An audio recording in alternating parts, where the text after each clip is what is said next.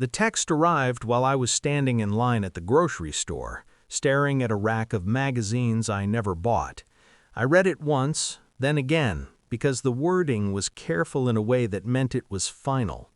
Don't come to the anniversary party. Only high society guests will be there. No explanation, no apology, just a boundary, neatly phrased.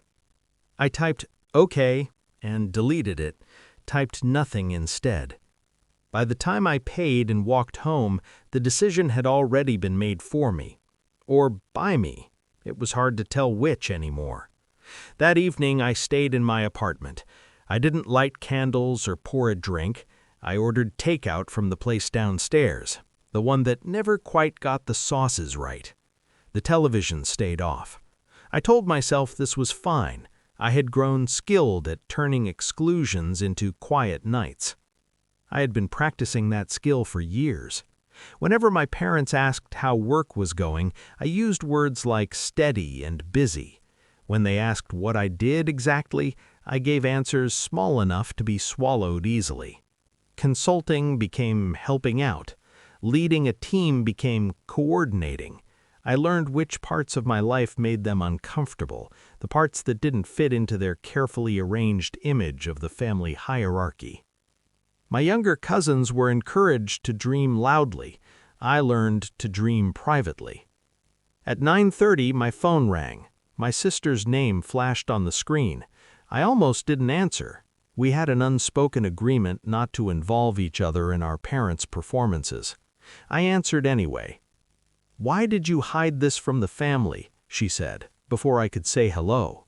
Her voice shook, not with anger, but with something closer to disorientation. "Mom and Dad just saw the news and they're—" She stopped. I could hear voices in the background, sharp and overlapping. "Hide what?" I asked, though I already knew. There was a pause. "You're on the business section," she said. "Your name. There's a photo. They're saying you're—" She exhaled. "They didn't know. They think everyone knew." I leaned back against the counter and closed my eyes. The article had gone live that morning, a profile, carefully edited, fact-checked. I hadn't shared it. I hadn't sent it to anyone. I had assumed it would pass quietly through the internet and land where it landed. Apparently, it had landed at their anniversary party, between speeches and champagne. "They're embarrassed," my sister said softly. "Not about you, about themselves." I pictured it clearly, someone important leaning over, congratulating them, asking how proud they must be. My parents smiling too late, realizing they were the last to know something that made them look uninformed. "I didn't hide it," I said after a moment. "I just didn't announce it."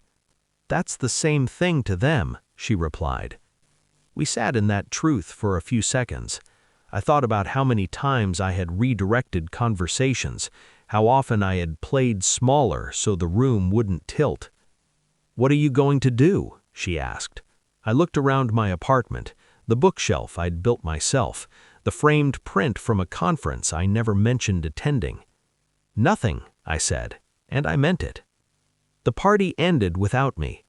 I learned later that my parents left early, that they argued in the car, that my mother told my sister she felt blindsided, as if success were something that happened to a family rather than within it. 2 days later, my father called. He spoke carefully, the way he did when recalculating his stance. "You should have told us," he said. "I told you everything you asked," I replied. There was silence on the line, not the kind that invites explanation, the kind that measures distance. An invitation followed the next week, dinner, just family, no apology attached, but an attempt at normalcy. I didn't accept or decline right away. For the first time, I noticed I wasn't afraid of being seen. I was only unsure whether I wanted to return to a place that required me to be invisible first. Success had stepped into the room without my permission and rearranged the furniture. Not dramatically, just enough that nothing could go back exactly where it had been. I didn't feel victorious, I felt awake. Whatever came next would be built without hiding, Whether my family could adjust to that was no longer something I could manage for them.